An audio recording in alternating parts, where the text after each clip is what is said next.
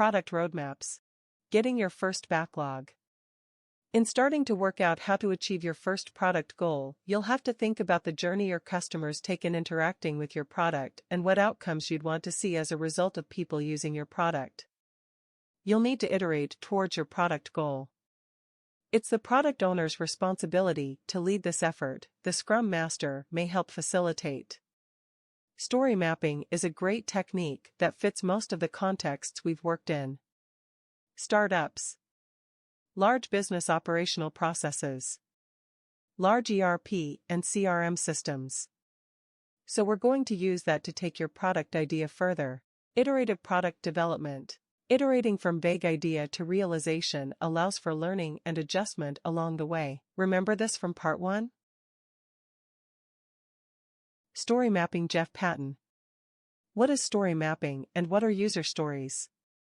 Put simply, user mapping is a technique used to tell user stories through words and pictures, with the goal of building a common understanding.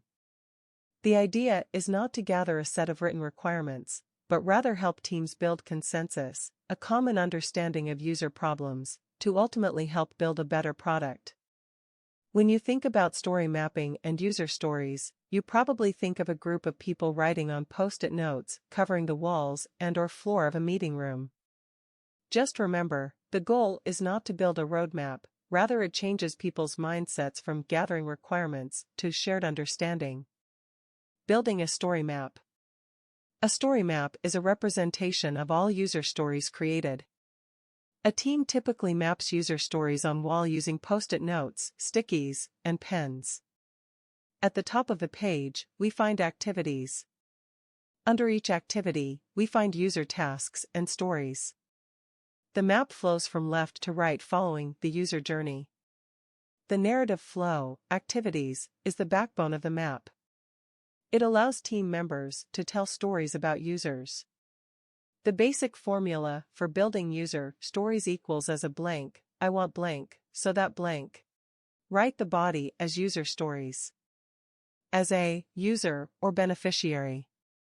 I want this feature or capability. So that I can achieve this goal. Try writing your stories from the perspective of your persona, e.g. as Jess. Follow general brainstorming rules. Shout out the feature you have in mind. If you say it, you have to type it. Create as many user stories as you can, don't fill in any acceptance criteria just yet. When you have a good number, see if you can start to create the backbone, then drag the stories under the heading. Work out some releases. Now create some releases. These may be something you show people internally to get feedback, minimum viable product, and learn some more. Or it could be something you release out to end users, a minimum marketable product. There are many names for these product structures. They could be a product goal, an epic, a new capability the product provides.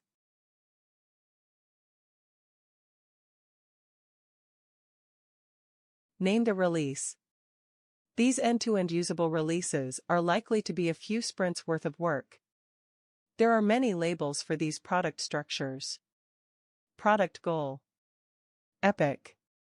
A new capability the product provides. It's a good idea to name and identify them, not just call them Release 1 or Apollo Release. It helps with communicating if the name of the release reflects what the release is trying to achieve. They will probably be a good size to use them for stakeholder communication, in the form of a roadmap.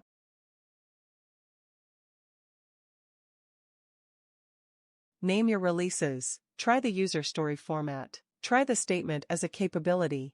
Any other formats that you have used that would be useful? Product goals. Here we can see that the minimum viable product and the minimum marketable product are also one of the primary product goals.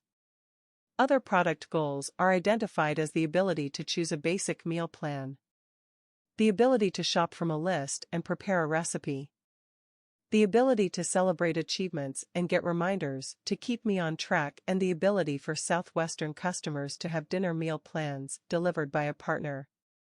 All of these are in place before the roadmap continues, with the customer becoming aware of the product, researching it and registering, and so on. Product goal focus. Product goal.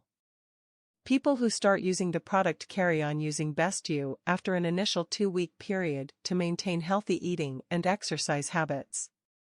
Whilst we won't lose sight of our bigger product goals or objectives, we may choose to narrow our focus to a shorter timeframe product goal in pursuit of our longer-term objectives. These two should have key results or measures for success. The product goals create a 5-month story taking the customer from the plant selection process all the way through to the potential for resale opportunities. Expressing product goals. Vision and product goals will frame your product backlog creation. The next section looks at how we create a product backlog from our vision and goals.